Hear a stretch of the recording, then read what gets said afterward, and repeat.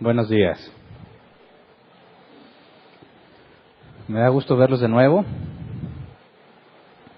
Como saben y les expliqué, tengo entendido, me tomé un descanso. A los que no supieron y de repente me vieron, pues, y no te dijeron qué había pasado conmigo, no me corrieron ni nada por el estilo.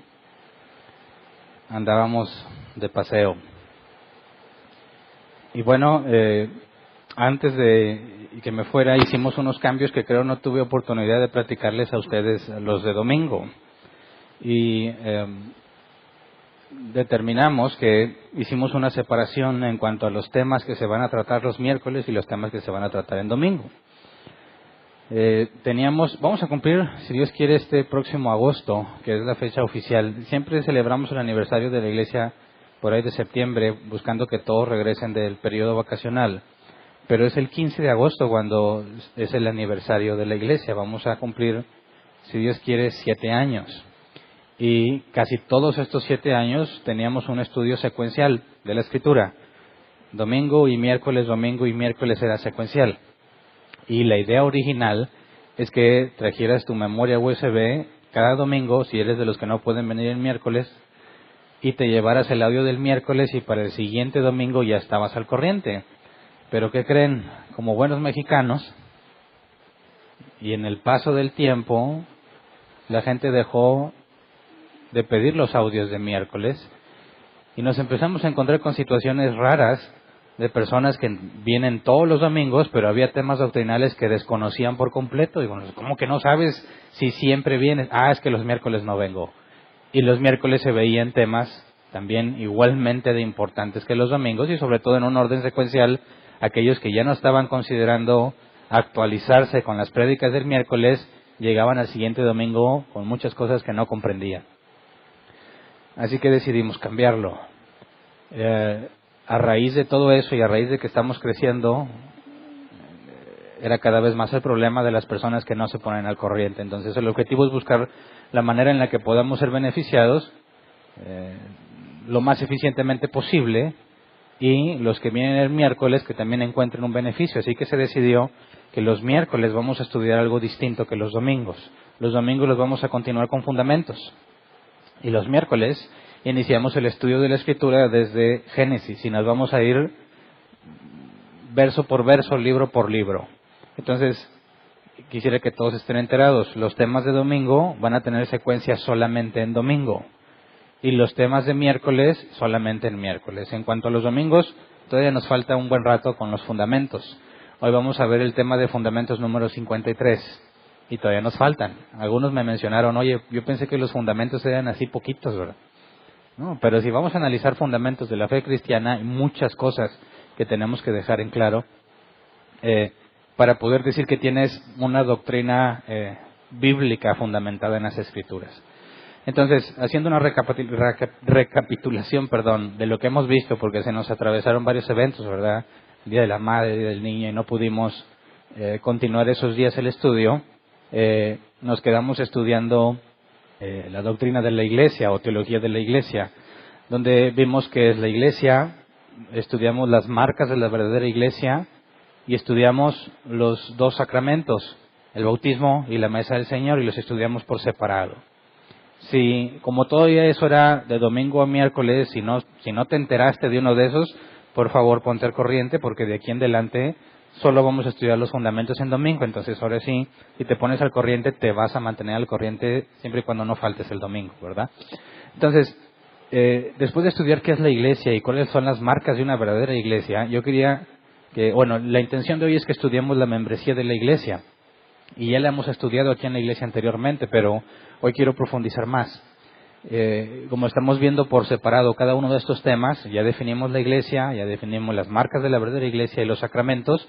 Creo que me da oportunidad de poder profundizar un poco más y dejar en claro qué es esto de la membresía, porque aunque muchos en árbol plantado son miembros de la iglesia, hay otro buen número que no es miembro de la iglesia. Y dentro de ese buen número hay personas que ya tienen mucho tiempo congregándose con nosotros y nunca han solicitado la membresía. Ahora, eres libre de permanecer así, ¿verdad?, cuanto tiempo tú quieras, pero bíblicamente la membresía de la iglesia es algo muy importante. Y el objetivo de hoy es entenderla tal cual la Biblia lo enseña. Pero quisiera que recordáramos lo que vimos en cuanto a las marcas de la verdadera iglesia. Dijimos que desde tiempos de la Reforma se definió cuáles son las características de la verdadera iglesia. De manera que una iglesia que tenga estas características se puede considerar que es parte de la iglesia universal. Quisiera también refrescarle estos conceptos. Hablamos de la iglesia visible y la iglesia invisible. La iglesia visible es la iglesia local, ¿verdad? Lo que nosotros podemos ver, las personas que se reúnen localmente. La iglesia invisible es lo que le llamamos la iglesia universal. Los hijos de Dios repartidos en todo el mundo. Nosotros no podemos ver la iglesia invisible porque no podemos ver el corazón de los hombres. Hay personas, y la Escritura nos advierte en muchísimas ocasiones, que hay personas que parecen cristianos, pero no lo son. El apóstol Juan dijo, estaban con nosotros, mas no eran de nosotros. Y su salida sirvió para demostrar que no eran de nosotros. Entonces, la iglesia visible está compuesta por trigo y cizaña. Jesús dijo que crecen juntos, ¿verdad? El trigo y la cizaña crecen juntos, parece que los que son cizaña realmente parecen cristianos, ellos están convencidos, algunas veces están convencidos de que son cristianos, pero no lo son. Y cuando hablamos de la iglesia visible o la iglesia local, necesitábamos determinar cuáles son las características que indican que esa iglesia forma parte de la iglesia universal. O sea, que la parte local, el lugar donde están, el número de personas que se reúnen ahí, determinar si lo que es esta pequeña asamblea realmente forma parte de la iglesia de Cristo, que es universal. Entonces, vimos que había tres características. Se predica la Biblia fielmente, número 1. Número 2, se administran correctamente los sacramentos, o sea, el bautismo y la cena del Señor. Y número 3, practica la auténtica disciplina de su gente. Ya quizás es la primera vez que oyes estos criterios, ¿verdad? Y sobre todo en nuestro contexto cultural, las iglesias cristianas de aquí, todas aseguran que predican la Biblia fielmente, ¿verdad? Todas. Pregúntale a alguien, ¿y tu iglesia es bíblica? ¿Qué te va a decir? Dice, fíjate que no, pero muy entretenida. No te van a decir eso. Si tú le preguntas, oye, ¿en tu iglesia se predica sana doctrina? ¿Qué crees que te va a decir? Claro, ¿verdad? Por eso, cuando hablamos, y estoy recordando, no es parte del tema de hoy, lo estoy trayendo a la memoria, que sé que ya tiene rato y porque es importante para el tema de hoy. Cuando hablamos de predicar la doctrina fielmente, hablamos de predicación expositiva. También le explicamos. Es prácticamente, se puede definir en pocas palabras, es ir al texto, hacer exégesis, ponerlo en su contexto cultural y luego llevarlo a la vida práctica en nuestro tiempo. Recuerden que exégesis es ir y sacar conclusión del texto, de lo que el texto dice. Eisegesis es ponerle una conclusión al texto, algo que el texto no dice. Por ejemplo, dice Apocalipsis, creo es 3, que al que salga vencedor no lo borrará del libro de la vida, ¿verdad? Y algunos dicen, ya ves, sí te puede borrar. ¿Cómo que sí te puede borrar? Sí, ahí dice que al que salga vencedor no lo borraré. Entonces, si no sales vencedor, te va a borrar. ¿Eso es exégesis o eisegesis? Eso es eisegesis. Porque el texto no dice que te va a borrar, dice todo lo contrario, no te borrará. Exégesis, es decir, al que sale vencedor. ¿Quién es el que vence? La Biblia lo dice, todo el que ha nacido de Dios vence al mundo. ¿Quién es el vencedor? Los que nacieron de nuevo. Esos, sus nombres no serán borrados del libro de la vida. Así que no habla de la posibilidad de ser borrado, eso es eisegesis. Lo que habla es de la certeza de que si naciste de nuevo, no puedes ser borrado de ese libro. ¿Ves cómo es bien importante entender la exégesis y la eisegesis? Y cuando una iglesia dice que es bíblica, porque hablan de la Biblia, alguien puede estar usando pasajes y malinterpretarlos. Y ponerle cosas al texto que no están en el texto. Entonces, cuando hablamos de las iglesias que se consideran cristianas y aseguran que son bíblicas, hablamos también de la apostasía. Y la definimos en dos categorías, apostasía formal y apostasía material. La apostasía formal es cuando ellos dicen abiertamente, sí, nosotros no creemos en la Trinidad. Para nosotros el Espíritu Santo no es más que una energía. Y creemos que Jesús no es Dios. Tienes el caso de los testigos de Jehová o de nuestros amigos mormones. Bueno, eso es apostasía formal, es decir, están apartados de lo que la Biblia dice y es parte de su institución, ¿verdad? Pero luego tienes la apostasía material y esta es la que es más grave.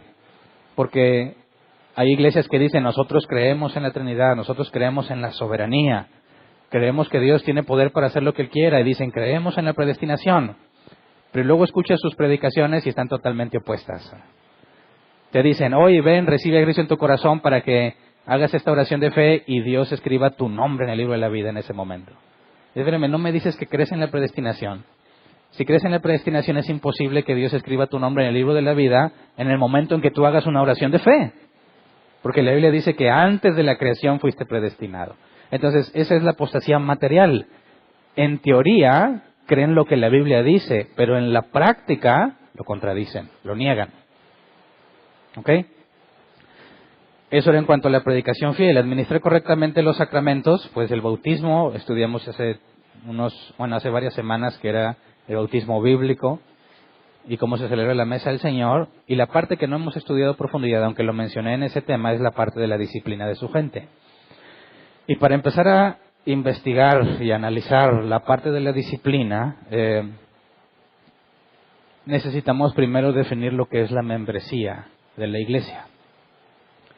Cuando tú identificas a una iglesia, y me han preguntado algunas personas en persona y en redes sociales, oye Hernán, ¿cómo sé si mi iglesia es una iglesia verdaderamente de Cristo?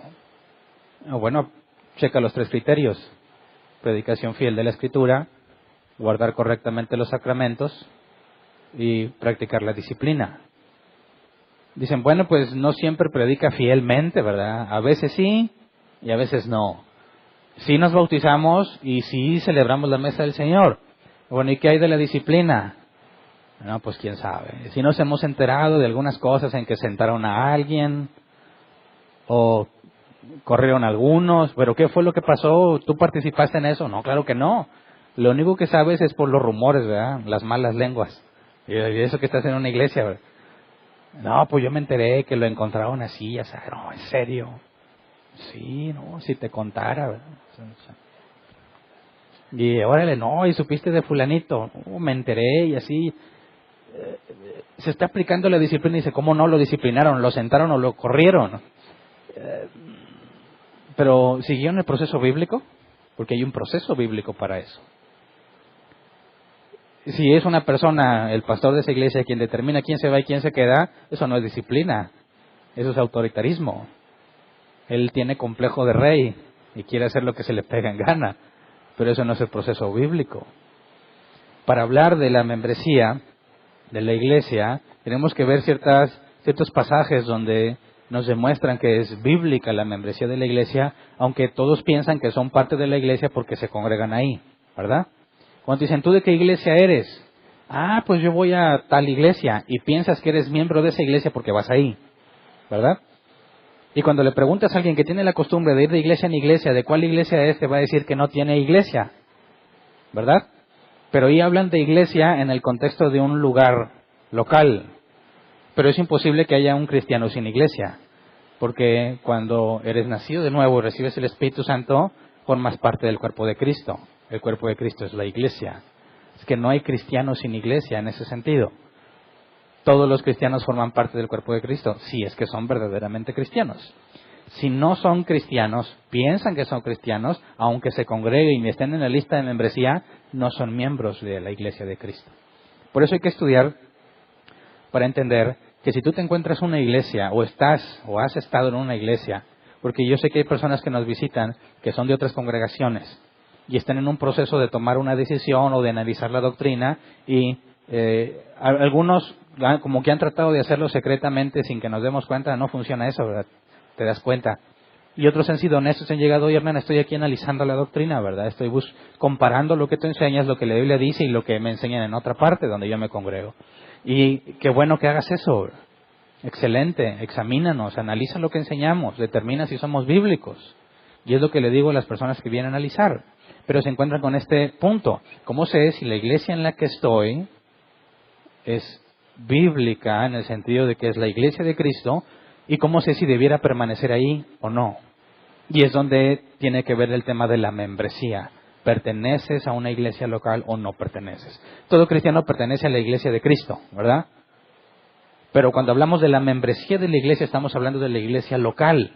Porque en el sentido espiritual, todos somos el cuerpo de Cristo. Pero en el sentido material, estamos distribuidos geográficamente y la Biblia nos enseña que debemos congregarnos, ¿verdad? No debes dejar de congregarte como algunos tienen por costumbre. Y cuando hablamos de congregarte, estás hablando de la iglesia local. Y es cuando hablamos de la membresía de la iglesia, es en el enfoque local. Pertenecer a un grupo de personas que a su vez este grupo forma parte de la iglesia de Cristo. Entonces, imagínate este caso. Si una de las iglesias donde tú te congregas o donde te congregabas no tiene una de las tres marcas, ¿será iglesia de Cristo o no? Dice, pues sí disciplinan y guardamos los sacramentos, pero no predican Biblia. El que se sube, pues se avienta unas canciones chidas y te cuenta las experiencias de su último viaje y ya, esa fue la predicación, ¿no? ¿Es una iglesia de Cristo? Claro que no. Oye, pero tiene 2 de 3, no está más para allá que para acá. No, es las 3 o nada. ¿Me explico? No puede decir que es la iglesia de Cristo cuando no predica la palabra de Cristo. Ahora dicen, bueno, sí predica y tiene los sacramentos, pero no guarda la disciplina, no la lleva a la práctica. Tampoco es iglesia de Cristo, porque como cumplen con muchos pasajes de la Escritura cuando dice no te juntes con ninguno que llamándose hermano no lo es. ¿Cómo le hacen los ancianos, pastores de ese lugar para identificar a los falsos cristianos? ¿Cómo llevan a la práctica la enseñanza de Jesús en Mateo 18? De expulsar o de tomar como incrédulo al que no reconoce su pecado ante la iglesia. Entonces dice, pues puede tener esas 2, pero la disciplina no, entonces tampoco es una iglesia de Cristo. Tienes que tener mínimo esas 3. Mínimo esas 3. Ahora imagínate esta situación. Recuerda, y lo comenté en su momento en el tema, transpórtate al tema de Elías cuando está retando a los profetas de Baal. Que el verdadero Dios haga descender fuego del cielo, ¿verdad? Los profetas de Baal piensan que Baal es el verdadero Dios. Elías quiere demostrarle a todo el pueblo que Jehová, o YHVH, que Él es el verdadero Dios. Y la señal es que descienda fuego del cielo. Sabemos lo que pasó, ¿verdad? Descendió fuego del cielo. Ahora imagínate que tú eras parte de la iglesia de Baal y se te demuestra que tu iglesia es falsa. ¿Qué esperarías que haga esa persona que ya vio la evidencia de que la iglesia de Baal no es la iglesia de Dios? ¿Qué crees que debería de hacer esa persona? Algunos piensan esto, van a decir, bueno, ya me di cuenta que estoy en una iglesia equivocada, ya me di cuenta que Baal pues no es el verdadero Dios, pero me voy a quedar para hacer luz. Voy a ser sal de la tierra. ¿Suena congruente? No. Pero si tienes dificultad de entender por qué no, o sea, por qué no amar a las personas de ahí, por qué no tratar de llevarles la luz del Evangelio, bueno, por eso necesitas entender la membresía de la iglesia. Entonces, yo pasé por esa situación en determinado, y la iglesia en la que estoy no es cristiana. Ellos piensan que sí, tiene nombre como de cristiana, pero no lo es en la práctica. Y no hay nada en la Escritura que me pida que siga ahí. Al contrario, apártate de los tales, ni siquiera los recibas en tu casa. No seas cómplice de sus malas obras. Hay muchas advertencias que vamos a ir viendo a detalle conforme vayamos avanzando en este tema. Pero para efectos del día de hoy, quisiera que entendiéramos primero qué es la membresía, porque al tener la membresía de la iglesia puedes hablar de disciplina, sabiendo que la pena máxima de la disciplina es la expulsión. Si no pertenece a algo, ¿cómo lo expulsas? ¿Lo expulsas de qué? ¿Me explico? Dentro de la iglesia visible tiene que ser claro quién es cristiano y quién no lo es. O quién es miembro de la iglesia, que ahorita voy a definir lo que eso implica, y quién no lo es, porque eso resulta de mucha utilidad para la vida cotidiana de la iglesia. Entonces, empecemos primero recordando la gran comisión. Mateo 28, 19 y 20. Dice, por tanto, vayan y hagan discípulos de todas las naciones, bautizándolos en el nombre del Padre, y del Hijo, y del Espíritu Santo, enseñándoles a obedecer todo lo que les he mandado a ustedes, y les aseguro que estaré con ustedes siempre hasta el fin del mundo. Entonces, entendemos que a partir de ese momento, el pueblo de Dios ya no está formado por personas de descendencia israelita o convertidos al judaísmo. sino que ahora es de todo el mundo, ¿verdad? Por eso, antes de que Jesús estableciera la iglesia, ¿cómo identificabas a alguien que formaba parte del pueblo de Dios? ¿Cómo sabías que este sí es del pueblo de Dios? Antes de la iglesia, ¿cómo lo identificabas? ¿Alguien me podría decir al menos una cosa con las que podías identificar a alguien que formaba parte del pueblo de Dios? La circuncisión, es correcto. ¿Qué otra? Bueno, está difícil asegurarte que alguien es... o yo no le preguntaría, ¿verdad?, en ese caso. Pero vamos a algo más visible. La circuncisión es requisito para ser parte del pueblo de Dios. Era lo que comías, los códigos de alimentación, ¿verdad? Lo que era puro y lo que era impuro. Si tú le ofrecías, querías ver si alguien era del pueblo de Dios, ofrécele unos tacos al pastor, unos tacos, o sea, a mí no, tacos de trompo, tacos de trompo, y te va a decir, no, porque es cerdo, y el cerdo es animal impuro, solo comen lo que le llaman kosher. Bueno, ¿qué otro criterio? ¿De qué otra forma? Código de vestimenta, ¿verdad? No podían mezclar cierto tipo de telas. Aparte tenían que tener ciertas cosas en la barba y las trencitas y... ¿Qué otra cosa? Guardaban el Shabbat, y ahí hablamos de las leyes o códigos civiles, las fiestas y todo eso. Y otra que en determinados periodos del tiempo era contaba y otros no, que tenías que vivir en la zona de Israel, ¿verdad? Cuando ya fueron repartidos por las naciones, pues ya no aplicaba ese criterio. Pero bueno, la pregunta es, ahora, bajo el nuevo pacto, ¿cómo identificas a alguien que forma parte del pueblo de Dios? Cuando Jesús dice, vayan a todas las naciones y hagan discípulos, bueno, ahora ¿cómo los identificas? La ubicación geográfica no tiene sentido, ¿verdad? Códigos de vestimenta, tampoco. De comida, tampoco. Leyes civiles, fiestas, circuncisión, nada de eso. Ahora, ¿cómo identificas? Jesús nos dijo, vamos a Mateo 7, 15 al 20. Cuídense de los falsos profetas. Vienen a ustedes disfrazados de ovejas, pero por dentro son lobos feroces. Por sus frutos los conocerán.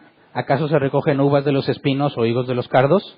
Del mismo modo, todo árbol bueno da fruto bueno, pero el árbol malo da fruto malo. Un árbol bueno no puede dar fruto malo, y un árbol malo no puede dar fruto bueno. Todo árbol que no da buen fruto se corta y se arroja al fuego, así que por sus frutos los conocerán. Entonces, fíjate, antes del nuevo pacto en Cristo Jesús, decir yo soy del pueblo de Dios era verificable claramente. A ver, ¿guardas la ley civil? ¿Guardas esto? ¿Qué comes? ¿Cómo te vistes? ¿Dónde vives? Etcétera, etcétera. Cuando Jesús establece la gran comisión y ahora cualquier persona del mundo puede ser considerado parte del pueblo de Dios, además de los israelitas, el criterio ya no puede ser ninguno de los que antes se utilizaban y no puede ser determinado a simple vista, porque requieres la evidencia de los frutos de un buen árbol, los frutos del Espíritu Santo en la persona, ¿verdad? Y eso muchas veces es visible claramente cuando no los tiene, ¿verdad? Pero hay veces en que no es muy claro determinar si los tiene o no. Hablo de personas que tienen un comportamiento muy moral, pero no son cristianos. Te pueden decir, yo no soy borracho, no soy mujeriego, no soy golpeador, no soy asesino, yo no hago nada malo. ¿Cómo no? El hecho de que lo ignores no significa que no lo hagas. Pero no puedes a simple vista determinar si lo es o no lo es. Pero Jesús nos da el criterio. El punto es que cualquiera puede decir que es cristiano, ¿sí o no? Y más cuando saben los modismos, los vocabularios y los protocolos del cristiano. Lo he dicho varias veces. Si alguien dice, hermano, ¿cómo está? Dios le bendiga, ¿qué vas a pensar? ¿Que es satánico? A lo mejor lo es, pero te habla en cristianoide, ¿verdad? Hermano, Dios le bendiga, ¿cómo está? Gloria a Dios, aleluya. Este debe ser siervo de Dios. ¿Por qué? Por el vocabulario. Pero ¿cuántos has conocido así que realmente no son cristianos? Muchísimos. Entonces, fíjate, cualquiera pudiera decir yo soy cristiano, y ¿cómo le haces para identificar al que realmente lo es? Entonces, número uno, Jesús nos dijo que es por los frutos, pero ¿Qué pasa cuando alguien asegura ser cristiano pero no tiene evidencia de los frutos de un buen árbol? ¿Qué debe de suceder en ese entonces? Vamos a Mateo 18, 15 al 17. Dice, si tu hermano peca contra ti, ve a solas con él y hazle ver su falta. Si te hace caso, has ganado a tu hermano. Pero si no, lleva contigo 1 o 2 más para que todo asunto se resuelva mediante el testimonio de 2 o 3 testigos. Si se niega a hacerle caso a ellos, díselo a la iglesia. Y si incluso a la iglesia no le hace caso, trátalo como si fuera un incrédulo o un renegado. Así que fíjate bien, Jesús nos dice, por sus frutos los conoces, ¿verdad? Y luego nos da un método para determinar si los tiene o no. Y Jesús en los evangelios solamente 2 veces mencionó la palabra iglesia. Esta es la segunda vez. Así que si tu hermano peca contra ti, ve, ya solas, habla con él, hazle ver su falta. Hoy está diciendo, tú dices que eres cristiano, ¿verdad? Se supone que tienes los frutos del Espíritu Santo, pero esto que estás haciendo es contrario a los frutos del Espíritu Santo. Así que la persona toma la iniciativa para hablar con él, oye, ¿qué onda contigo, verdad? No me hace caso, llevo testigos. Decirle, mira, no estoy loco, la evidencia no nada más la veo yo, aquí hay un problema. Y llevas testigos para hablar con el sujeto, ¿verdad? Que asegura que es cristiano, pero parece indicar en la práctica que realmente no lo es.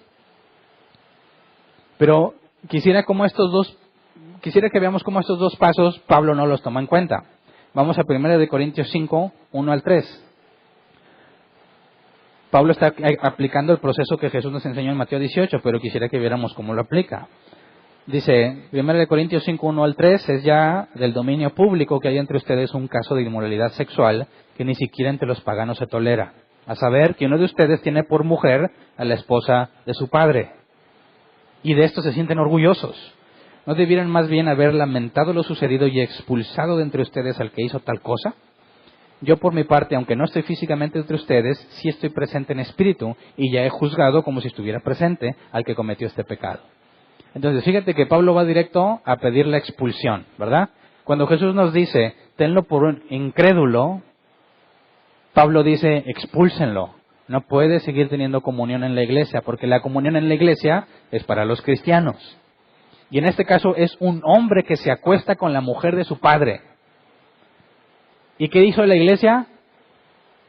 Aquí tenemos libertad, se sentían orgullosos. Aquí dice, y se sienten orgullosos. Así que, ¿por qué Pablo no dijo? Así que uno de ustedes vaya y a solas hable con este inmoral. Y si no te hace caso, lleva testigos. ¿Por qué no aplicó ahí? ¿Por qué dijo directo? Expúlsalo. Porque recordemos, Jesús dijo, habla con él a solas. No te oye, lleva testigos. No te oye, dilo a la iglesia. Y si no te oye, entonces tenlo por gentil. Es lo que Pablo hace directamente. A solas, nadie va a hablar con él porque es el dominio público, ¿verdad? El hablar con él a solas y con testigos sigue siendo en privado. Es una protección para el supuesto infractor, ¿verdad? Porque puede ser un malentendido. No lo vas a quemar ante todos por un malentendido. Imagínate que alguien dice, yo vengo a acusar a Hernán Valdés porque faltó 2 veces en domingo sin justificarse. Dice, oye, ¿qué onda? Yo avisé, ¿verdad? Y no me fui al mundo, andaba de vacaciones. Y luego, perdón, muchas veces que no sabía. Pero imagínate que la acusación la quiso hacer pública. Y dices, ¿por qué? Primero asegúrate que estás teniendo bases correctas para presentar una acusación. Por eso los primeros pasos, aunque los vamos a ver más adelante con detalle, se hacen en privado, para que esto no genere problemas innecesarios. Pero en este caso, cuando Pablo dice, a ver, la iglesia se enorgullece de eso que está pasando en lugar de levantarse, entonces no puedes aplicar el paso 1, ni el paso 2, ni el paso 3. Te vas directo a la expulsión, ¿verdad? Este individuo no es reconocido más como un cristiano. Él asegura que tiene los frutos, pero la evidencia está en su contra. Y no tiene por qué ser considerado cristiano. Entonces es expulsado. Pero para que sea expulsado, tiene que haber pertenecido a la iglesia. ¿Me explico?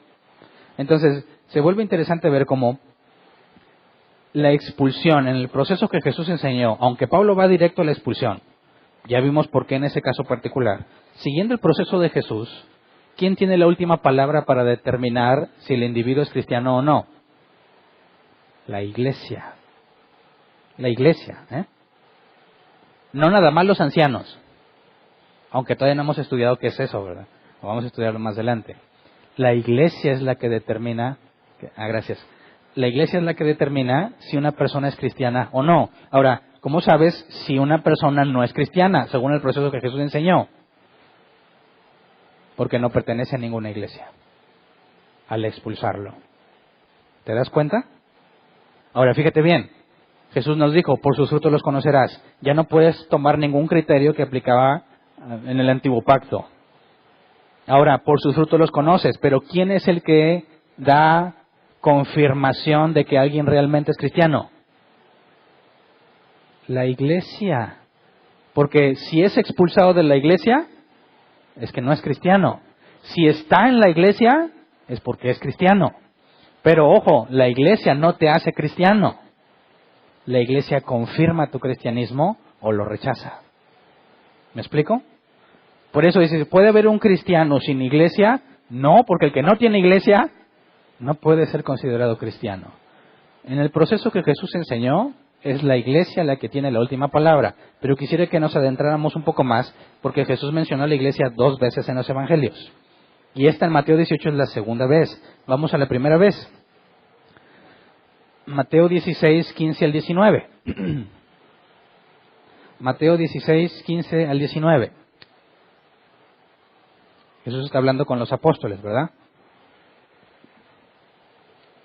¿Y ustedes quién dicen que soy yo? Tú eres el Cristo, el Hijo del Dios viviente, afirmó Simón Pedro. Dichoso tú, Simón, hijo de Jonás, le dijo Jesús, porque eso no te lo reveló ningún mortal, sino mi Padre que está en el cielo. Yo te digo que tú eres Pedro, y sobre esta piedra edificaré mi iglesia, y las puertas del reino de la muerte no prevalecerán contra ella. Te daré las llaves del reino de los cielos. Todo lo que ates en la tierra quedará atado en el cielo, y todo lo que desates en la tierra quedará desatado en el cielo. Pero vemos que aquí está mencionada la iglesia, ¿verdad? Sobre esta roca edificaré mi iglesia. Las puertas del reino de la muerte no prevalecerán contra ella, y le da las llaves del reino de los cielos. ¿Qué tiene que ver la iglesia con este asunto? Con siendo Pedro una roca, aparentemente, a quien le dan las llaves del cielo y puede atar y desatar. Nuestros amigos católicos aquí ven la justificación del papado, ¿verdad? Y dicen, ya ves, aquí la roca es Pedro.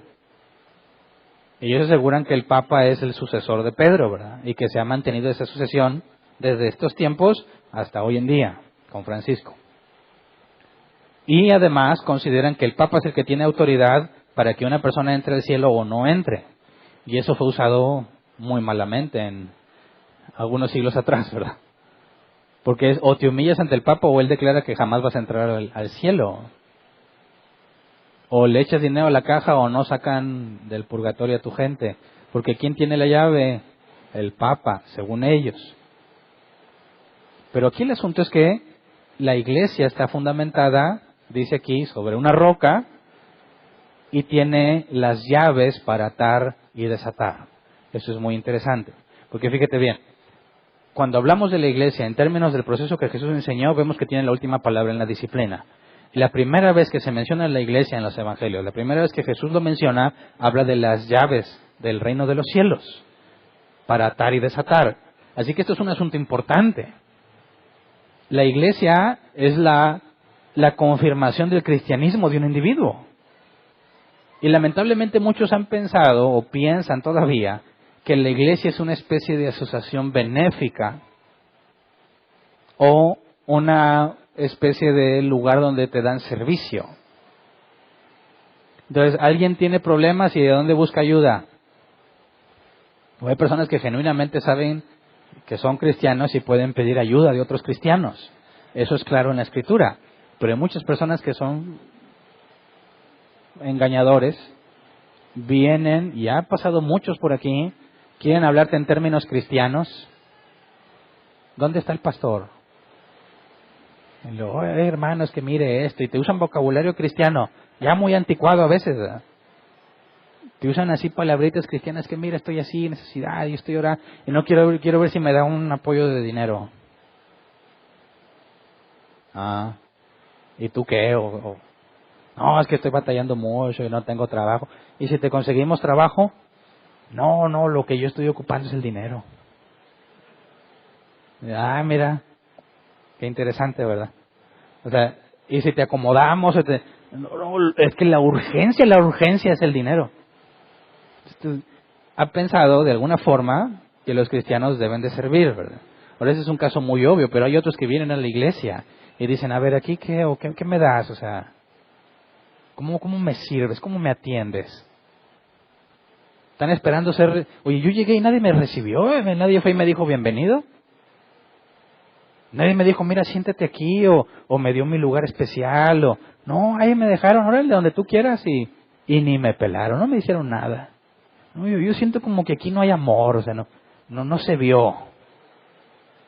Y luego, no, pues voy a dejar a mis niños ahí que los cuiden, y hubo un problemita, y yo exijo, como si yo fuera de esos colegios privados donde les pago una lana y luego quiero demandarles, que si mi hijo está burro, digo, es su culpa, porque yo ya les pagué para que le enseñen. Y hay gente que viene a la iglesia y piensa que merece cosas y las demanda como si hubiese pagado un servicio. Cuando bíblicamente hablando, la iglesia es la que confirma tu cristianismo. Porque la Biblia dice, y lo veremos más adelante, no en el tema de hoy, que Dios te dio al menos un don. Y que ese don no es para ti, sino para edificar a los demás. Así que tú no vienes a ser servido en el sentido de esperar que te vengan a atender, sino vienes a usar los dones que Dios te dio. Y vas a ser servido porque si todos quieren usar los dones que Dios les dio, y no son para el uso personal, sino para mis hermanos en Cristo, nos vamos a servir unos a otros, pero nadie puede venir esperando que va a ser servido, porque el llamado es venir a servir. Otros los ven como una especie de club. Aquí han llegado personas que han dicho, mira, no, está muy bien, pero no tienes clima. Y allá, no voy a decir nombres, ¿verdad? Pero allá en otra iglesia, llegas, está el clima y tienen una salita lounge, donde hay café y galletas gratis. Música agradable. Y luego ya entras a donde... Y pues la verdad es que uno así se concentra mejor para estudiar las cosas de Dios, ¿verdad? Así, no me convence este lugar. Como si de alguna forma pensan que le vas a decir, oye, no, mira, quédate, ya mero metemos el clima. ¿Quieres galletas? Yo te las doy, o sea, tú ven. Porque tristemente así hay en otras partes, porque dicen, tú ven y echa aquí los diezmos, aquí echa tus ofrendas. Yo te doy las galletas, yo te pongo el clima, tú nomás trae la lana aquí, que la estamos ocupando. No, aquí no nos interesa tu dinero. Y pues sí, le echamos ganas con lo del calor, ¿verdad? Pero no tenemos los medios para climatizar todo esto. Pero si asume que si tú estás buscando la escritura y aprender de Dios, y aquí se enseña, ¿qué es más importante? ¿Que te aguantes el calor un rato o que aprendas de la palabra de Dios? Digo, nomás analiza el cristianismo histórico. Se reunían en catacumbas. Su vida peligraba. ¿Tú crees que iban a decir, ¿dónde están las galletas? Si no hay galletas no vengo. ¡Qué absurdo! Fíjate qué ignorancia tan profunda acerca de lo que la iglesia es. Pero analicemos lo que Jesús le dijo a Pedro, en un sentido para aclarar lo que nuestros amigos católicos aseguran, y en otro sentido para entender la membresía de la iglesia y por qué la iglesia es importante, y pertenecer a la iglesia en ese sentido. Cuando dice que le dará las llaves, la palabra aquí llaves, en griego se traduce como llaves, está hablando literalmente de unas llaves. Y cuando habla de atar y desatar, yo sé que hay amigos cristianos que aquí ven una clave, un secreto, ¿verdad?, en el que pueden desatar prosperidad para sus vidas, ¿verdad?, y atar al diablo, y dicen yo ato al demonio y desato bendiciones, y usan pasajes como estos, pero es absurdo totalmente. Nomás checa la vida de Pablo, ¿qué tanto? Digo, o sea, cuando dijo, oye, estoy en escasez y sé soportarlo todo, cuando andaban naufragando y andaban bien mal y cuando lo tenían encarcelado, ¿por qué no dijo, yo ato a Satanás y me desato un banquetote ahorita para comer a gusto? No tendría sentido todos los mártires cristianos que ha habido si simplemente era cuestión de desatar la bendición y de atar al diablo, ¿verdad? Es absurdo. Pero aquí cuando habla de atar, la palabra deo en griego, se traduce como impedir, prohibir o atar. Desatar, que es el griego luo, se traduce como liberar, anular, disolver o soltar. Ahora, en el contexto no hay nada que ver con las bendiciones y la prosperidad. Nos está hablando de una autoridad que la iglesia está recibiendo. Cuando dice, sobre esta piedra edificaré mi iglesia, habla de la iglesia local o la iglesia universal. La iglesia universal, está hablando de la iglesia universal. La que es invisible a los ojos humanos, es visible para Dios e invisible para nosotros. La que realmente está formada de todos los que nacieron de nuevo. Sobre esa piedra, la pregunta es, ¿quién es esa piedra? ¿Es Pedro o es Jesús? Luego, si es Pedro la piedra y recibe las llaves para atar y desatar, por consecuencia nuestros amigos católicos tendrían razón al menos en la idea de que Pedro tenía poder para dejar entrar al cielo o para prohibir la entrada al cielo. Porque dice, a ti te daré las llaves, ¿verdad? Se lo está poniendo puntualmente a Pedro. Y hasta ahí, analizando esta parte, teníamos que decir, bueno, pues a lo mejor, ¿verdad? Pero el hecho de que Jesús haya mencionado 2 veces a la iglesia es muy importante considerarlo porque vamos a Mateo 18, 17 y 19 para leer un poco más del contexto de la segunda vez que menciona la iglesia. Intencionalmente no lo leí al principio, pero ahorita dice 17 al 19, si se niega a hacerles caso a ellos, díselo a la iglesia, y si incluso la iglesia no le hace caso, trátalo como si fuera un incrédulo o un renegado. Y vimos que Pablo aplica esa parte con la expulsión, ¿verdad? O la excomunión, como le llaman algunos también.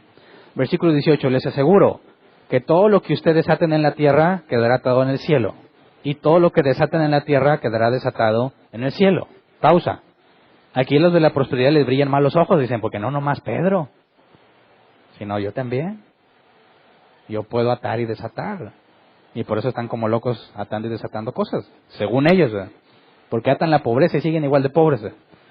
Atan la enfermedad y siguen enfermos. Atan al diablo y el diablo sigue siendo fechorías, se engañan a sí mismos. Versículo 19, además les digo que si 2 de ustedes en la tierra se ponen de acuerdo sobre cualquier cosa que pidan, les será concedida por mi Padre que está en el cielo, porque donde 2 o 3 se reúnen en mi nombre, allí estoy yo en medio de ellos. Y ese es otro grave error que muchos cristianos interpretan, porque piensan que para orar tiene que haber al menos 2 personas, ¿verdad? Es decir, a ver, vamos a ponernos de acuerdo en qué vamos a pedir. Y mínimo 2, pero ¿qué tal si somos como 10,000? ¿No será más efectivo? ¿Qué tal si nos reunimos en la macro? ¿No será más efectivo? ¿Ah? No, es que no estás entendiendo este pasaje. Para empezar, ¿el texto de qué está hablando? ¿De pedir cualquier cosa? No, de la disciplina. De la disciplina. No de las bendiciones ni de nada de eso. De la disciplina. Si 2 de ustedes se ponen de acuerdo sobre cualquier cosa que pidan, les será concedida por mi Padre que está en el cielo, porque donde 2 o 3 se reúnen en mi nombre, ahí yo estoy en medio de ellos. Pero no tiene que ver con la oración, porque Jesús dijo, cuando ores, enciérrate en tu cuarto, ¿verdad? Tú solo. Y ahí lo que digas en lo secreto, tu Padre lo dirá en público. Sería una contradicción. Oye, Jesús, ¿para qué me dices que me encierre? Y luego me dices que tienen que estar al menos 2. Pues ya me amolé. Porque yo solo no voy a conseguir nada. No está hablando de eso. En su contexto tiene que ver con la disciplina de la iglesia. Así que, fíjate bien. ¿Era Pedro quien tiene poder para atar y desatar? Porque aquí nos dice, si se niega a hacerle caso a ellos, díselo a la iglesia. Y si incluso la iglesia no le hace caso, trátalo como si fuera un incrédulo, un renegado. Les aseguro que todo lo que ustedes aten en la tierra quedará atado en el cielo, y todo lo que desaten en la tierra quedará desatado en el cielo. ¿Quiénes son ustedes en este pasaje? La iglesia. Así que, ¿era una capacidad de Pedro atar y desatar? Sí, pero no nada más de él. También de toda la iglesia. ¿Pero qué significa esto?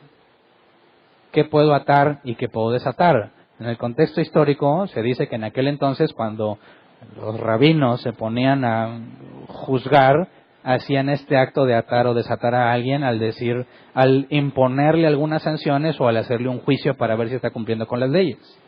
Pero en cuanto al original, atar y desatar, como ya lo vimos, es atar, impedir o prohibir, o liberar, disolver o anular. Entonces podríamos traducirlo así: lo que prohíbas en la tierra queda prohibido en el cielo, y lo que anules en la tierra queda anulado en el cielo. ¿Qué tiene que ver la expulsión con esto? Precisamente con la confirmación de que alguien es cristiano.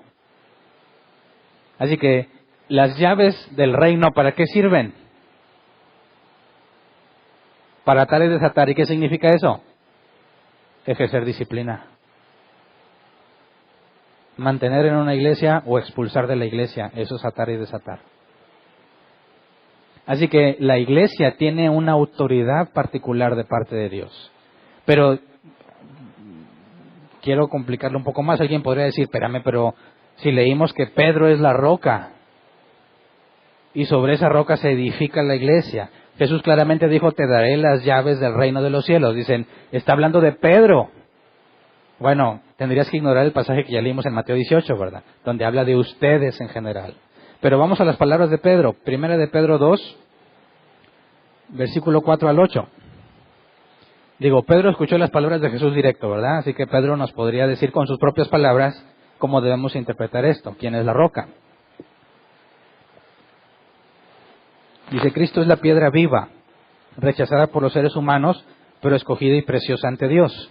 Al acercarse a Él, también ustedes son como piedras vivas, con las cuales se está edificando una casa espiritual. De este modo llegan a ser un sacerdocio santo para ofrecer sacrificios espirituales que Dios acepta por medio de Jesucristo. Así dice la Escritura, miren que pongo en Sion una piedra principal escogida y preciosa, y el que confíe en ella no será jamás defraudado. Para ustedes los creyentes, esta piedra es preciosa, pero para los incrédulos, la piedra que desecharon los constructores ha llegado a ser la piedra angular. Y también una piedra de tropiezo y una roca que hace caer. Tropiezan al desobedecer la palabra, para lo cual estaban destinados. Entonces, en palabras de Pedro, ¿quién es la roca? Fíjate, dice que la roca es Cristo, la piedra viva, y dice, también ustedes son como piedras vivas. Entonces, ¿quién es la roca? Jesús dice, sobre esta roca edificaré mi iglesia y te daré las llaves para atar y desatar, para ejercer disciplina, ¿verdad? En Mateo 18 dice, ustedes pueden atar y desatar. Entonces, ¿la piedra era nada más Pedro? No, cualquier persona de la iglesia. Pero Jesús es la piedra angular. Fíjate cómo lo dice Pablo en Efesios 2, 19 al 22. Dice, por lo tanto, ustedes ya no son extraños ni extranjeros, sino conciudadanos de los santos y miembros de la familia de Dios, edificados sobre el fundamento de los apóstoles y los profetas, siendo Cristo Jesús mismo la piedra angular. En todo el edificio bien armado se va levantando para llegar a ser un templo santo en el Señor. En él también ustedes son edificados juntamente para ser morada de Dios por su Espíritu. Entonces, lo que Jesús dijo, Pedro nos lo explica y luego Pablo lo detalla. ¿Quién es la roca sobre la cual está edificada la iglesia? Bueno, hablas del fundamento, ¿verdad? Que aquí dice son los apóstoles y los profetas. Pero en el fundamento, la piedra angular, la más importante de todas, es Cristo. Y luego encima del fundamento, ¿quiénes son las piedras vivas? Los nacidos de nuevo.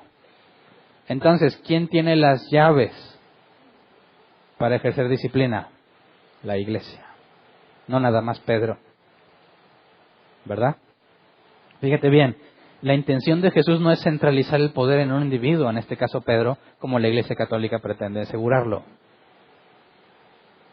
Sino que, puesto que la iglesia es en todo el mundo, imagínate la problemática de tener que ir a un lugar a que te disciplinen a alguien, porque nomás este individuo es el que tiene la autoridad para hacerlo. Eso sería imposible de llevarlo a la práctica, ¿no? Y no es lo que está enseñado ahí. Jesús está delegando esa autoridad a la iglesia local. Por eso en Mateo 18 dice, díselo a la iglesia. Ahí no habla de la iglesia universal. Ahí habla de la iglesia local. Y Jesús respalda cuando la iglesia ejerce las llaves, por así decirlo. Jesús respalda esas decisiones. Donde estén dos o más reunidos en mi nombre, ahí estoy yo. Y lo que le piden al Padre, se les va a dar, porque yo estoy ahí en medio de ellos. O sea que Jesús respalda la autoridad que se le delegó a la iglesia en cuanto a la disciplina. Ahora te das cuenta, entonces, que si tú no perteneces a una iglesia, ¿cómo puedes decirte cristiano? Tú dices, yo soy cristiano, no estoy en ninguna iglesia. Algunos dicen, yo creo en el cristianismo, no creo en la iglesia, porque hay puros hipócritas, ¿verdad? Y tú sabes la respuesta clásica, siempre hay lugar para uno más.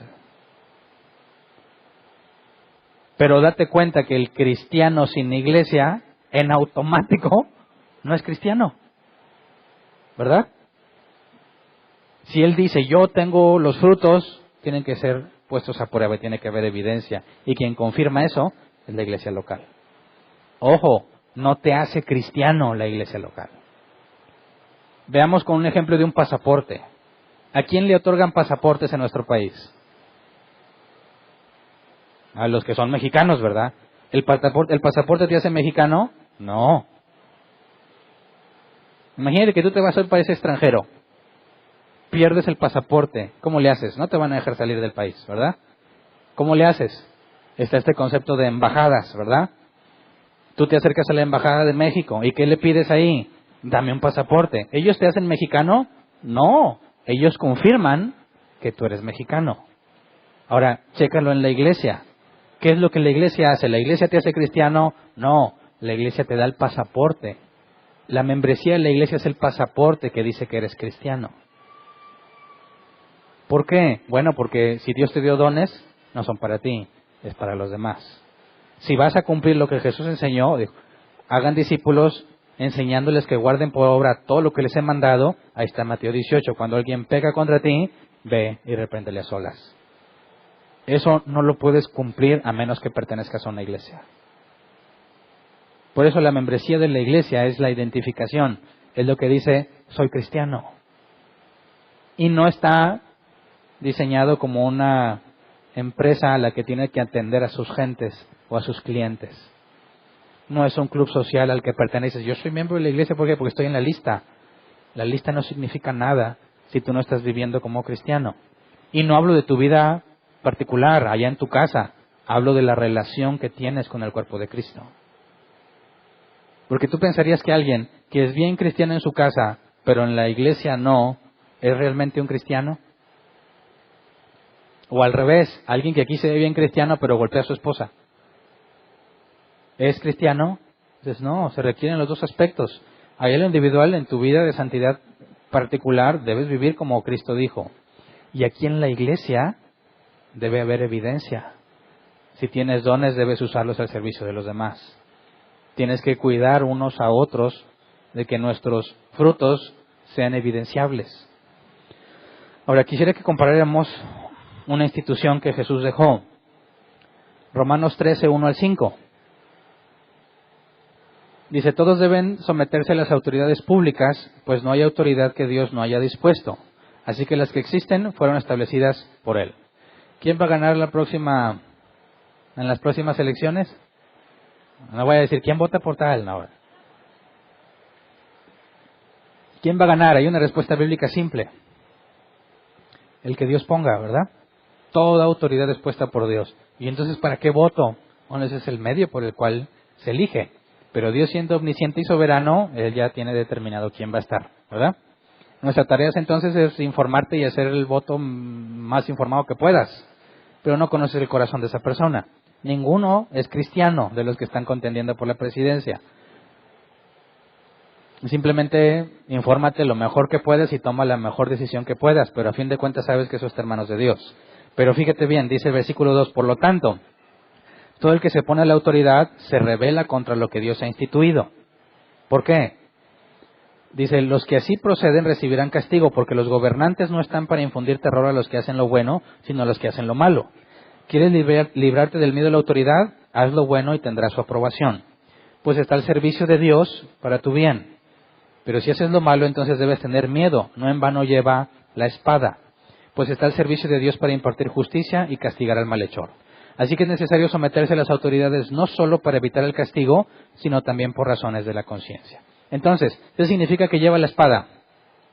Sobre todo en aquel contexto, ahorita nadie lleva espadas, ¿verdad? Que ellos tenían autoridad para quitarle la vida a una persona. La pena de muerte. ¿Y qué dice Pablo aquí? ¿Que deberían de quitarla? No. Oye, Dios tomó en serio lo de... Que evidencia de que aunque hiciera calor, ¿verdad? Ándele, aquí se va a ver realmente quién es quién.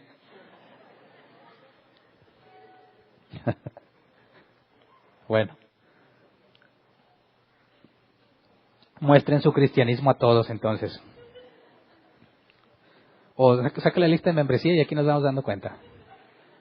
Bueno, dice, te tienes que someter a las autoridades porque fueron puestas por Dios con una autoridad delegada por Dios para usar la espada aún en tu contra.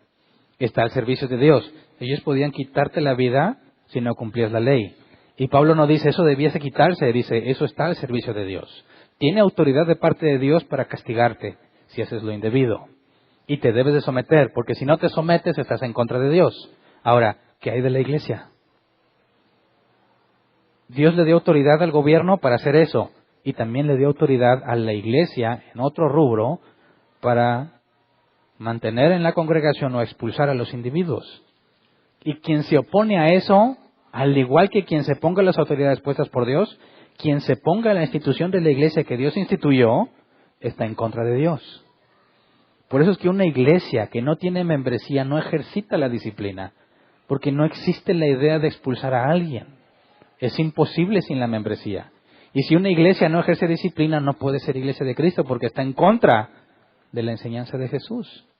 Es lo mismo que oponerse a las autoridades. ¿Me explico? Entonces, ¿perteneces a una iglesia sí o no? No puedes decir, pues yo voy a una. No, no se trata de eso. No se trata de ir. Se trata de hacer lo que la Biblia enseña que debes de hacer en una iglesia. Ahora, ni la iglesia ni el Estado tiene autoridad absoluta, ¿verdad? Quien es la autoridad absoluta es Dios. Tanto el gobierno como la iglesia se puede equivocar a la hora de ejercer la autoridad. El gobierno puede hacer actos de corrupción y castigar al inocente, comete errores. La iglesia pudiese expulsar a alguien que no debiese ser expulsado. O sea, tiene la capacidad de equivocarse. Pero a última instancia es Dios quien va a mostrar su voluntad, porque donde dice, donde dos o más estén reunidos en mi nombre, ahí estoy yo. Es Jesús quien lo respalda. Entonces, cuando pensamos en los beneficios de la membresía, quisiera que vayamos por favor a 1 Corintios 5, 9 al 13, para hacerlo como referencia y ir cerrando este tema. Dice, por carta ya les he dicho que no se relacionen con personas inmorales. Por supuesto no me refería a la gente inmoral de este mundo, ni a los avaros, estafadores o idólatras. En tal caso tendrían ustedes que salirse de este mundo. Pero en esta carta quiero aclararles que no deben relacionarse con nadie que llamándose hermano, sea inmoral o avaro, idólatra, calumniador, borracho o estafador. Con tal persona ni siquiera deben juntarse para comer. ¿Acaso me toca a mí juzgar a los de afuera? ¿No son ustedes los que deben juzgar a los de adentro? Dios juzgará a los de afuera. Expulsen al malvado de entre ustedes. Entonces dime, ¿cómo puedes cumplir esto sin ejercer disciplina o sin la membresía de la iglesia? Es imposible. Ahora, a la luz de este pasaje, puedes hacer lo que en mi ejemplo dije. Ya te diste cuenta que te hace una iglesia que no es correcta, que no es cristiana, pero ahí me voy a quedar para echarle ganas. Entonces no puedes estar ni siquiera comiendo entre ellos. Y aquí el comer se hace referencia a la convivencia. No puedes ser parte de una organización que va en contra de lo que Dios estipuló. Te haces cómplice de sus malas obras. No puedes hacer la función del Espíritu Santo tú. Dice, yo me voy a quedar para llevar la luz. Eso no es tarea tuya. La clara instrucción es, tú tienes que pertenecer a la iglesia de Cristo. Y si el lugar en el que estás no es, entonces estás incumpliendo todas estas instrucciones. Estás generando confusión, porque pareciera entonces que hay gente en la iglesia que son cristianos fríos y cristianos calientes, ¿verdad? Dicen, bueno, pues es que anda frío. ¿Cómo que anda frío? Sí, no anda muy cristiano ahorita. No se puede dejar de ser cristiano. Es que se fue al mundo, pero al rato regresa. No, eso no existe. ¿Cómo no? Yo lo veo en mi iglesia. No, ese es el problema. Ese es el problema de no ejercer la disciplina. Generas mucha confusión en quién es cristiano y quién no. Dicen, oye, ¿por qué esa persona está a cargo de esa área? Ah, pues porque es pariente del pastor. O porque es de los que más lana tienen. Y los requisitos en 1 Timoteo 3 y Tito 1, nunca me los enseñaron. Ahí están todos los requisitos para servir. Oye, ¿y no te ha pasado, no te has dado cuenta? A mí me pasó que, oye, el que está ahí enfrente es uno de los peorcitos. ¿Por qué nadie le dice nada? Porque no existe la disciplina en la iglesia. Entonces dicen, oye, pues si así son estos, pues yo puedo hacer lo que yo quiera. O dicen, bueno, esto del cristianismo es una farsa, porque es una bola de hipócritas, que dicen que son cristianos, pero sus vidas no reflejan nada, y ahí los dejan, y algunos de esos son pastores, algunos de esos son líderes. Toda esa confusión la genera la ausencia de la disciplina. Y si tú quieres estar ahí diciendo, mira, es que esta sí es la iglesia, y aquí estoy para traer luz, no, ¿sabes qué es? Vamos a la verdadera iglesia, ahí vas a ser edificado, ahí vas a poner a trabajar tus dones, ahí es donde está Dios, ahí te van a supervisar, porque cuando estás haciendo las cosas mal, van a ir a decirte, hey, ¿qué onda? Estás haciéndolo mal. Y si realmente eres cristiano y te dicen eso, vas a buscar corregirlo, porque tu deseo es agradar a Dios, crecer en santidad. Pero si estás en un lugar donde eso no pasa, ¿qué estás haciendo allí? ¿Por qué razón querrías quedarte ahí? Estás en contra de lo que claramente está estipulado.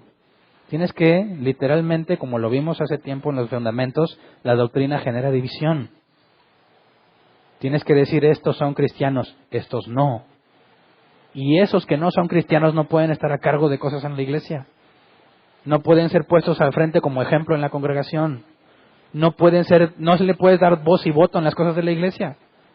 No los puedes considerar parte del cuerpo de Cristo y tiene que quedar claro que esos individuos no son cristianos y así no va a haber confusión. Oye, yo vengo a la iglesia, pero este hombre yo lo he visto allá bien borracho. Ese no es miembro de la iglesia.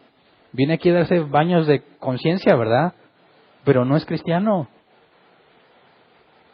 Se simplifica muchísimo las cosas en la iglesia cuando se ejerce la disciplina, porque se tiene que probar que realmente eres cristiano, ¿verdad? Entonces, hay un ministerio que se llama 9 marcas, o en inglés 9 marks, y ellos tienen el objetivo de generar documentos y cosas muy útiles en cómo se implementa la iglesia. Y leyendo un documento de ellos me gustó mucho esta definición de la membresía y se las voy a leer tal cual la tienen ellos, porque me parece que deja en palabras simples y claras cómo se debe entender la membresía en términos prácticos. Ellos le definen así: en la membresía, la iglesia como cuerpo de Cristo le dice a la persona, reconocemos que tu profesión de fe, tu bautismo y tu discipulado son válidos. Debido a ello, confirmamos públicamente y reconocemos que perteneces a Cristo y a la supervisión de nuestra comunidad. Eso es lo que la iglesia le dice a alguien que forma parte de la membresía. Y ahora, el que quiere formar parte de la membresía o está formando parte, él tendría que decir a la iglesia, como un cuerpo, decirle, en la medida en que ustedes siguen siendo una iglesia verdadera, que declara el Evangelio, me comprometo a asistir y a ser discipulado por ustedes en amor y supervisión. ¿Me explico? Esto se parece a un sí acepto en una boda, ¿verdad? Prometo amarte y respetarte, serte fiel en la salud y en la enfermedad. Y la otra parte dice, yo también, siempre y cuando cumplas eso que dijiste. ¿Verdad? Habría que agregar esta condición en los votos matrimoniales, ¿verdad? Sí, no te digo, ¿verdad? Si se cumplen las condiciones previas. No, en el matrimonio es para siempre y ya. Pero en la iglesia, si hay marcas de una verdadera iglesia y tú tienes un compromiso con una iglesia que no tiene las marcas, no tienes por qué estar ahí. Ese pacto debe ser anulado. Por eso algunos no le dicen membresía de la iglesia, le llaman pacto con la iglesia local, haciendo referencia a una especie de pacto como matrimonial. Pero es un compromiso de ambos lados, no de los ancianos, de la iglesia y los que son agregados en la membresía. Porque según Jesús, todos nos vamos a cuidar unos a otros. Todos vamos a usar nuestros dones al beneficio de los demás. Y el que se agrega tiene que decir, mientras ustedes tengan las marcas de la verdadera iglesia, yo voy a estar sujeto a la supervisión y al discipulado que me den. Porque vamos a ver más adelante que los ancianos y los diáconos tienen responsabilidades particulares para edificar. Y es cierto que todos tenemos dones, pero unos tienen que ser primero edificados para que puedan ponerse a edificar. Pero en la iglesia hay ministerios establecidos por Dios para ayudar a los cristianos a que crezcan en su madurez cristiana, a que descubran y pongan a trabajar los dones que Dios les dio.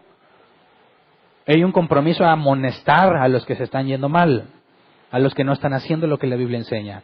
Y eso es un beneficio enorme, porque es gratis. ¿Verdad?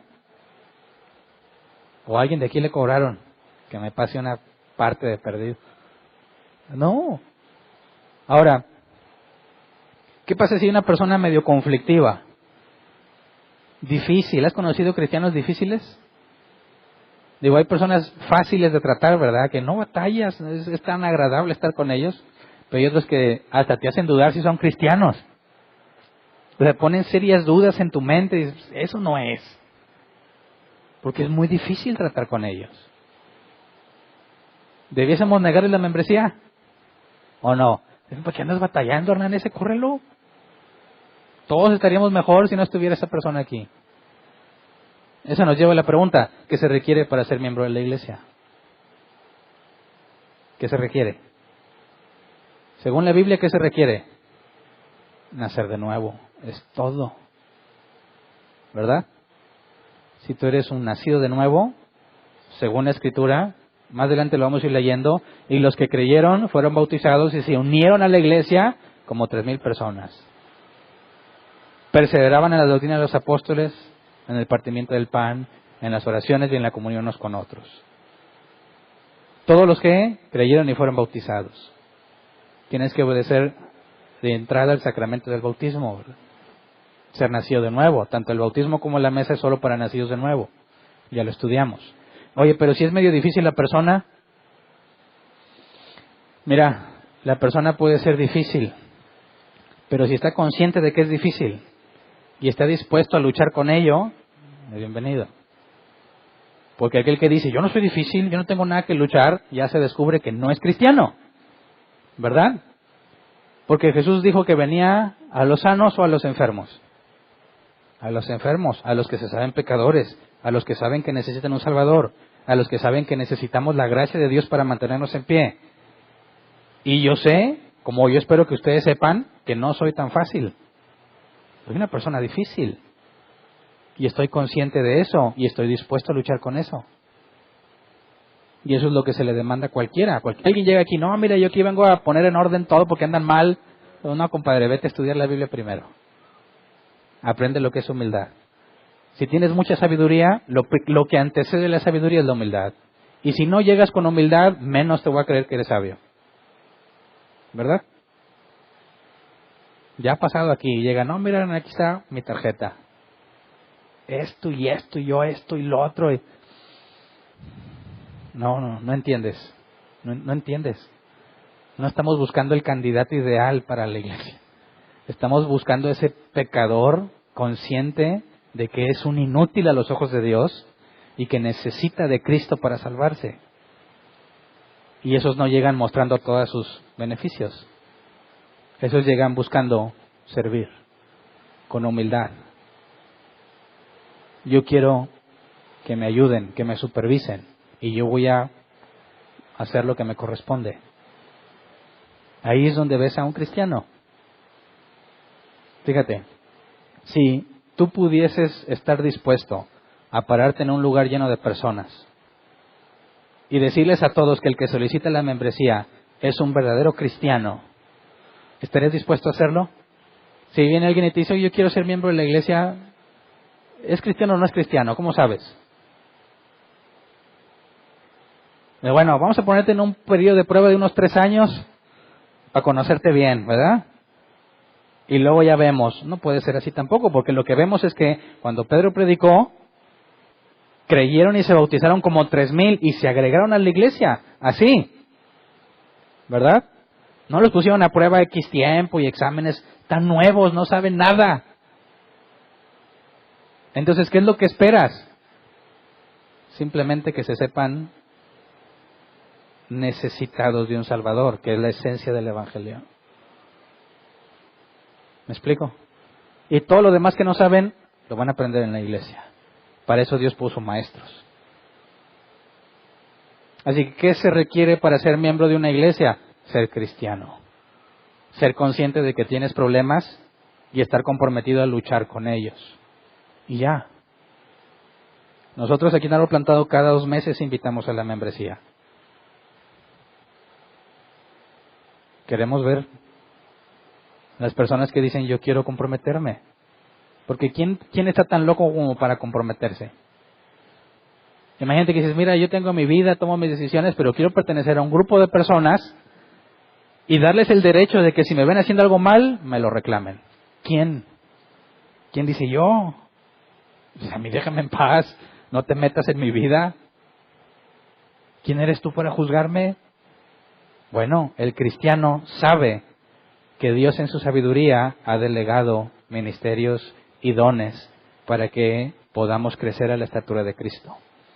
Y el verdadero cristiano va a decir, yo quiero que me supervisen, que me digan cuando estoy mal, que me enseñen y me den la oportunidad de servir para cumplir lo que Dios me ha dado.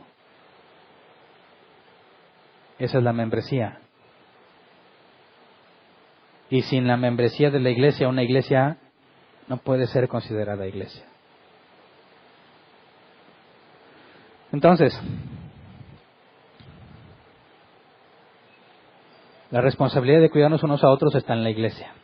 La iglesia tiene las llaves, ¿verdad? Pero Dios ha instituido también una forma de gobierno. Los ancianos, los diáconos, pero lo vamos a estudiar más adelante. ¿Qué son los ancianos? ¿Qué son los diáconos? ¿Cómo es que si la iglesia tiene las llaves, entonces qué hacen los ancianos, verdad? Todo ese tipo de cosas necesitamos aclararlas. Pero espero que para efectos del día de hoy te quede claro que no puedes andar por la vida sin pertenecer a una iglesia. Y que si vas a pertenecer a una iglesia tiene que tener al menos las 3 características de la iglesia verdadera. Porque sin esas 3 no vas a poder crecer en santidad, porque no les importa. No vas a poder crecer en el conocimiento de Dios porque no lo tienen. No vas a poder ser guiado en tu vida cristiana porque no hay disciplina, no les importa. ¿Por qué razón estarías en un lugar así? Ahora examinas a nosotros y determina si tenemos esas marcas de la iglesia verdadera. Y si las tenemos, ¿por qué no eres miembro? ¿Me explico? Es cuestión de congruencia. Es cuestión de coherencia en cuanto a lo que la Biblia enseña. Así que por ahí le dejamos el día de hoy. Vamos a ponernos de pie y vamos a orar.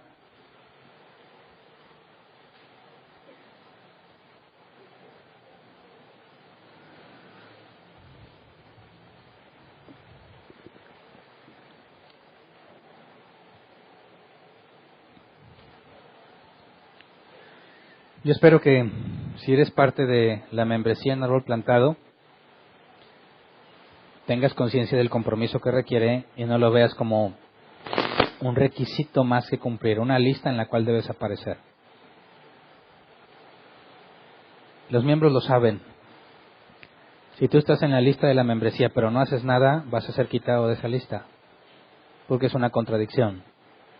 Decir que eres cristiano y que perteneces a una iglesia y no hacer nada es contradictorio. Tienes que vivir la vida cristiana, asegurarte que sea visible. Si tienes dificultades, problemas y en tu casa, en tu familia no encuentras apoyo, bíblicamente hablando aquí está otra familia tuya, con personas con responsabilidades para guiarte y para ayudarte. Así que en ese sentido la iglesia suple las necesidades que a veces tu familia directa no te puede dar. ¿No tienes una mamá que te aconseje? La Biblia dice, mujeres ancianas enseñen a las menores. ¿No tienes un papá que te ayude? Aquí están en la iglesia personas con requisitos de madurez, según 1 Timoteo 3 y Tito 1, para ayudarte y aconsejarte. No tienes convivencia con hermanos. Aquí están tus hermanos en Cristo. ¿Tienes problemas en tu casa que no puedes arreglar? Aquí está otra extensión de tu familia que te va a ayudar a arreglarlos. ¿Sabes? En la iglesia llegaban al grado en que había una lista donde se daba ayuda a los necesitados, a las viudas, a los pobres, porque se veían como una sola familia. En eso consiste la membresía de la iglesia, no en que estés en una lista y tengas ese requisito. Se tiene que ver ese interés por tus hermanos, si es que realmente somos tus hermanos. Por eso alguien que dice, yo soy miembro pero no hago nada, es una contradicción viviente. El que ama a Dios, dice la Escritura, ama a su cuerpo, ama al pueblo, a la iglesia. Lo único que tienes que hacer es demostrarlo.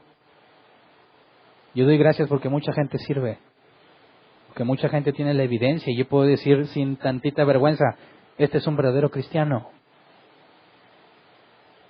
Tú sabes, yo se lo he dicho muchas veces, yo no le digo hermano a cualquiera, porque no cualquiera es mi hermano. Pero hay hermanos en Cristo aquí, a quien yo les puedo decir, estos son mis hermanos en Cristo.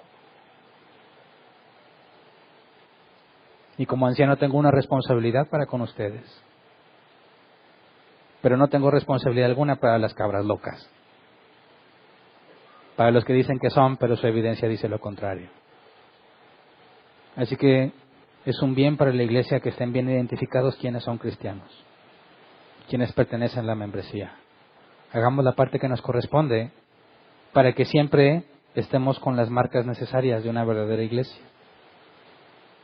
Para que cuando alguien venga y lo presentemos como un miembro nuevo, estemos conscientes todos de la nueva responsabilidad que tenemos todos.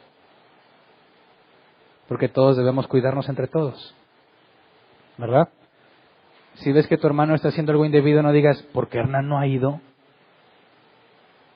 Porque ahí sí hay un zape bíblico o algo, y lee tu Biblia. Si ves que tu hermano peca, ve y repréndele. No dice, mándales a Hernán, mándales al anciano. Tú, es tu hermano en Cristo, es tu familia.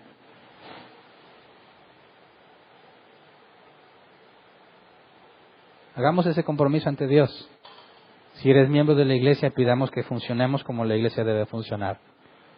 Si no lo eres, considera la membresía de la iglesia. ¿Ok? Vamos a orar, Señor. Gracias porque tus misericordias son muy grandes y nuevas cada mañana, dice tu palabra. Todos deberíamos ser consumidos por tu ira, Señor, y tu justicia, porque nos sabemos pecadores. Pero tú nos has limpiado de nuestro pecado, Señor. Nos has unido a Cristo y nos ves como si fuésemos tan justos como Cristo lo es. Por eso es que nos mantenemos en pie. Pero sabemos que tú conoces nuestra situación, conoces nuestros pensamientos, aún las palabras que aún no decimos. Conoces todas nuestras vidas, Señor, y sabes de entre nosotros quién es tu hijo y quién no. Sabes quiénes de nosotros, tus hijos, requerimos disciplina y quiénes no. Todos en algún área caminamos mal, Señor. Pero algunos quizás con una reprensión personal nos basta. Pero quizás hay otros entre nosotros que deben ser confrontados con la iglesia, para que se den cuenta de su error. Padre, lo que queremos pedirte es que podamos ejercer las llaves que nos diste en la manera correcta. Que a pesar de nuestros errores como humanos y de nuestra naturaleza pecaminosa, podamos dejarnos guiar por tu palabra. Donde las cosas no estén claras, trae claridad al asunto, Señor. Si alguno de nosotros merece ser reprendido, que no se quede sin la reprensión. Y que cuando seamos reprendidos no nos ofendamos por la reprensión, Señor. Al contrario, sabemos que la reprensión no es agradable, lo dice tu Escritura, en el presente, pero produce fruto de justicia. Enséñanos a vernos como hermanos en Cristo, Señor. Cuidarnos unos a otros. Demandarnos unos a otros con gracia. El llevar la vida cristiana que tú nos demandas. El crecer en santidad como tú nos los demandas. Crecer en conocimiento y en madurez para que podamos edificar a la vez a nuestros hermanos. Enséñanos, Señor, a recibir como familia a los nuevos miembros y a tratarnos como familia a los que ya somos miembros. Que ninguno de nosotros se quede engañado de sí mismo pensando que es cristiano y no lo es, Señor. Que ninguno de nosotros se quede sin ser expulsado si realmente es solo una cabra loca. Que ninguno de nosotros, siendo tus hijos, se quede sin disciplina. Que tu palabra dice que disciplinas a los que recibes por hijos. Danos sabiduría, Señor, para aplicar la Escritura como se debe. Y te damos gracias porque nos has tenido mucha paciencia. Nos has mostrado una enorme misericordia y gracia, Señor. Y si estamos en pie como iglesia, a pesar de que cada vez agregas más personas, solo será por tu gracia, por tu misericordia, Señor. Sosténnos, manténnos en el camino como tu palabra lo dice. Danos la evidencia a nosotros y a todo el que quiera examinarnos que somos parte de la iglesia de Cristo, Señor. Gracias por todo lo que has hecho por nosotros y lo que harás de acuerdo a tu palabra y a tus promesas. Amén. Pueden sentarse. Pasemos a la sección de preguntas. Ya muchos pasaron la prueba del calor. Ahora sí las preguntas pueden ser sin tanta presión del calor, pero por favor no te vayas con dudas. Es muy importante que tengas en claro la membresía, porque lo que vamos a seguir viendo en cuanto a los dones y la disciplina más a detalle y todo eso, se asume que ya entiendes lo que es la membresía, ¿ok? Si tienes una duda, levanta tu mano y te llevan el micrófono. Tenemos 15 minutos que empiezan a contar a partir del que primero hable. Si tienes más de una pregunta, dale oportunidad a los demás. Si queda tiempo, vuelves a preguntar. Si se acaba el tiempo y sigues teniendo esa duda, con confianza acércate y hago mi mejor esfuerzo por aclararla. ¿Quién tiene el micrófono ya? Sí. Tengo una pregunta. Una persona que no está de acuerdo con alguna postura terciaria y no se congrega, pero está en proceso de volverse a congregar, pero se batalla para hallar una iglesia local con la misma postura, ¿es cristiano o debe quedarse en la misma iglesia mientras se encuentra la adecuada para él? Bueno, cuando hablamos de las marcas de la iglesia, esa es doctrina fundamental. Doctrina secundaria o terciaria no debe generar división. Si estás en una congregación y el único problema es doctrina terciaria, pero tiene las marcas de la verdadera iglesia, no hay ninguna razón para que te vayas. Tienes que esforzarte en servir, en ayudar en esa congregación. Ahora, pudieses hablar con los demás y tratar de ver quién tiene la misma postura que tú, terciaria en la congregación, pero bajo ninguna circunstancia debieses dividirte por eso. Gracias. ¿Alguien más? Yep. Ya tienen el micrófono aquí. ¿Está hasta arriba? No, ojalá.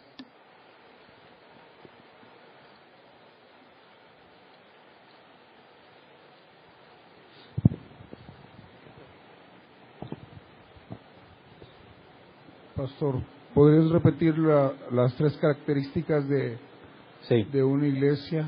Predicación fiel a la Escritura, predicación fiel de la Escritura, guardar correctamente los sacramentos, que es la cena del Señor y el bautismo, y ejercer la disciplina bíblica.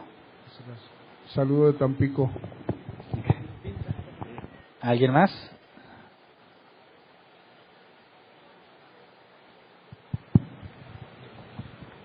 Buenas tardes. Más que nada no quiero malentender algo que dijiste al principio cuando llegué. Bueno, dijo que algo así como no convivir con personas que tienen otro tipo de doctrina que no es. Mencionaste al menos tres fundamentales, ¿verdad? Pero también una vez en otra predicación escuché decirte que puede haber iglesia de Cristo aún en otras congregaciones, puede ser católica o mormona o personas nacidas de nuevo, ¿verdad? Ajá, bueno, sí, perdón. Precisamente la idea es aclarar ese punto. Por ejemplo, nosotros que venimos de una iglesia de esas neoapostólicas extrañas, con extraña doctrina, ¿no? Y la verdad es que por más que estudiábamos la Biblia, no veíamos lo que ahora vemos. Y sin embargo, hay gente que nos sigue apreciando de la otra iglesia, que nos sigue buscando.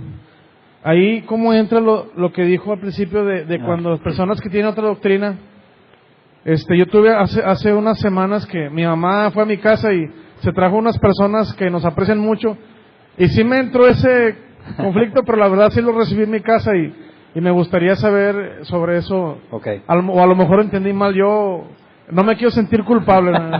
No, qué bueno que sí lo recibiste, porque tienes que considerar el contexto. 1 Corintios 5 está hablando de la expulsión, ¿verdad? Y de cómo se atreve esa iglesia a tolerar semejante situación que ni aún los de afuera toleran. Por eso, al hablar de la expulsión, y Pablo dice que no te relaciones con esas personas, ni comas con ellos, habla del contexto de la iglesia local. Es decir, no puedes estar en el mismo lugar que esas personas. Entonces, en ese caso, expulsas al inmoral, pero ¿qué pasa cuando toda la iglesia es así y tú no? Pues los expulsas a todos en el sentido de que tú te vas, ¿verdad?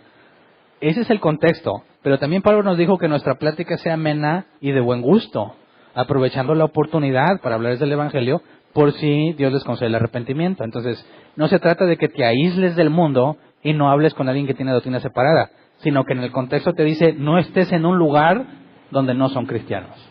¿Me explico? Sí, eso lo puedo aplicar, por ejemplo, con mis compañeros de trabajo que pues la verdad me aprecian mucho, ¿no? Yo también a ellos y les comparto de Dios todos los días, ¿no? Les comparto algo pequeño. Oye, ¿sabes qué? Mira, nos enseñaron esto en la iglesia, o algo que yo sé que les pueda servir. Como Jesús que dice que convivía con publicanos, ¿no? Eso es parte de lo mismo. Aún sea satánico, si hay la oportunidad de hablar el Evangelio, háblale. Gracias. Pero no vayas a una iglesia de satánicos, ¿verdad? Ese es el punto. Ok. ¿Alguien más? Buenas tardes, Hernán. Oye, mi pregunta va un poquito en duda a algo que escuché, que es un poquito fuera de lo de la membresía. Mencionaste que existen dos instituciones fundadas por parte de Dios, la iglesia universal o local, que es la encargada de disciplinar a los nacidos de nuevo, ¿verdad? Pero también mencionaste cuando las autoridades o el gobierno. Que también está institucionado por Dios. Mi pregunta surge de eso, porque actualmente se empiezan a dar muchos movimientos de política cristiana, se puede decir, que en donde hablan o mencionan que la iglesia también tiene como que ese derecho o obligación de influir en la política, en el gobierno, que porque así es como surgen los cambios reales en nuestra sociedad, hablando a nivel institucional o de gobierno. ¿Es correcto hablar de esa manera bíblicamente, o las instituciones están así separadas porque Dios las decidió que van a seguir siendo separadas, o pueden influenciar una a la otra y ejercer o trabajar una con la otra? Bueno, ahí por definición habría que ver que la iglesia está compuesta de los nacidos de nuevo, ¿verdad? Y el gobierno es para con todo género humano, ¿verdad? Obviamente geográficamente delimitado. Ahora, las funciones y las responsabilidades de la iglesia es solamente para con los nacidos de nuevo. El gobierno para con todos. Es imposible tratar de atribuirle a la iglesia funciones del gobierno, porque la iglesia no tiene nada que ver con los incrédulos, excepto la predicación del Evangelio. La iglesia no supervisa al incrédulo, la iglesia no edifica al incrédulo, no hace nada por buscar el crecimiento del incrédulo. La relación con el incrédulo es predicar el Evangelio, ¿verdad? Y después, cuando vienen a la iglesia, los nacidos de nuevo, entonces empiezan a recibir un trato según la organización que Dios dio. Entonces, ahí habría que entender que la iglesia no tiene influencia alguna en cuanto a la sociedad, en cuanto a su ministerio, de querer controlarlos o de disciplinarlos, ese tipo de cosas. No aplica.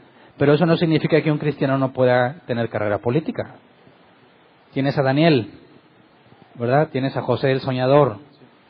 Tú, como individuo, puedes influenciar a la sociedad desde tu puesto de trabajo, desde tu casa con tus vecinos o en la política. Pero no puedes tratar de meterle asuntos de política a la iglesia o de la iglesia a la política, porque son objetivos totalmente separados e independientes. Entonces, lamentablemente los llamados movimientos políticos cristianos, ellos están con un cristianismo muy deficiente, que ignora profundamente las Escrituras, y ellos están tratando de tener una especie de reinado, porque algunas cosas he leído de ellos, ¿verdad?, que están totalmente equivocados. Y es muy lamentable porque cuando se digan cristianos en la esfera pública, van a pisotear y manchar muchas cosas del Evangelio. Pero un individuo como cristiano puede ejercer servicio por trabajo en la política y no es nada contradictorio. Ok, muchas gracias. ¿Alguien más? Ahí y acá. Bueno, ya había preguntado una vez, ¿verdad? Demos oportunidad acá. Sí, buen día. Pastor, tratando de aplicar en un contexto más amplio bíblico la exposición que nos has dado, respecto a lo que dices de que la Iglesia confirma el cristianismo de las personas a través de algo que llamas membresía, pienso y pregunto, el versículo donde Dios dice, engañoso y perverso es el corazón, ¿quién lo conocerá? Respecto a los frutos que se mencionaban que vienen en la palabra, una persona que se supone, se cree, parece haber evidencias de que es cristiano, ¿verdad? Para ellos ya no aplica ese versículo cuando Dios nos está diciendo, engañoso y perverso es el corazón, ¿quién lo conocerá? Ese es el primer punto de la misma pregunta. Y luego cuando mencionan de que, por ejemplo, es mencionado que la iglesia atar y desatar, pienso en la cizaña, digo, entonces, ¿acaso la iglesia no tiene el poder para atar a la cizaña y que no crezca? Sin embargo, yo veo la cizaña creciendo, como tú bien lo has dicho, porque la Escritura lo dice, dentro del mismo, que parece ser el cuerpo de Cristo. El segundo y el tercero, viene a mi mente el pasaje donde dice, Dios no puede ser engañado. Yo entiendo que dice, Dios no puede ser engañado, pero no necesariamente quiere decir la iglesia de X pastor en X lugar, ¿verdad?, no puede ser engañada. Creo yo en lo personal, y por eso es mi pregunta, mi comentario, que yo pienso que el corazón sigue siendo engañoso y perverso, aun y cuando parezcas andar haciendo muchas cosas para Dios, y parece ser que tienes los frutos del Espíritu, pero solamente Dios lo sabe. Creo que la iglesia, al menos yo lo escuché así, yo creo que no tiene el poder de atar la cizaña, porque si no lo hubiera hecho.